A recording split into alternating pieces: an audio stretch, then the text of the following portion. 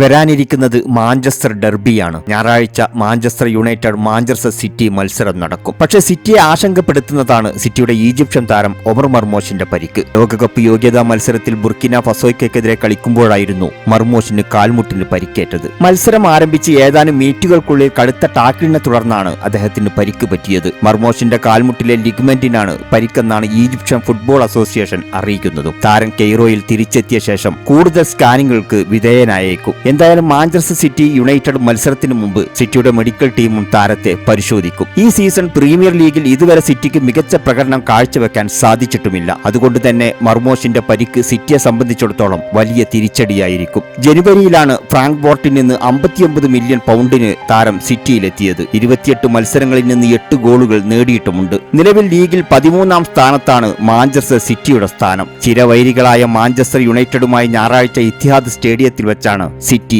ഏറ്റുമുട്ടാൻ ഒരുങ്ങുന്നത്.